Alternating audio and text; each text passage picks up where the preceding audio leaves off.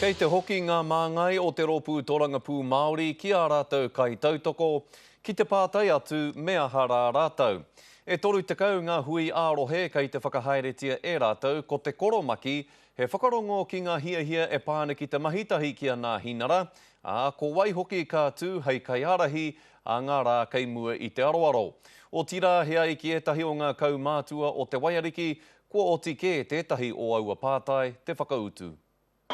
The brave, the bold, the courageous, the handsome, Tūrua Waiariki! E hara i te mea ka uaua mana ki te kimi tautoko. Ko te pātai, mēnā kai te rereia kia whakaki i ngā hu o Tariana Rāua Kopita.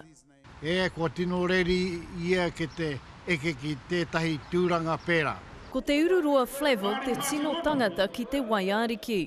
Kei te rere pērā hoki te whakaaro ki Tauranga Moana. Koira e tautoko heai kia tū te ururoa, hei kai whakahaere, hei tumuaki mō te Pāti Māori. Kua taka ke te kapa mō Peter Sharples. We both realise that perhaps there should be a change of leadership while we're here. Nō reira, e rua ke ngā kōwhiringa matua kei mua i te aroaro mō ngā kai taunaki o te Pāti Māori, me te aha kia mutu te kaute o ngā pōti motu hake a te kau haki hea, ka whakarere ke pea ngā nama o ngā hinara.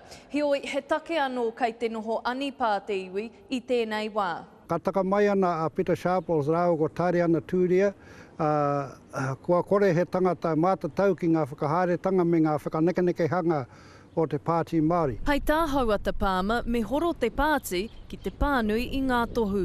Kia tere te whakaeke atu ki runga i tērā tūranga i te mea, koe e te tehi tangata tino mahi nui mō te Pāti Māori. Ki te kore rātou e mahi pērā, ana ka hua wanga rā tiwi. Hei te kaumā whitu o haki hea, ka tū te hui a tau motu hake o te Pāti Māori. Hei reira ki te ai, mēnā kai te toka anō aua whakaaro. Jasmine Pearson, Te Karere.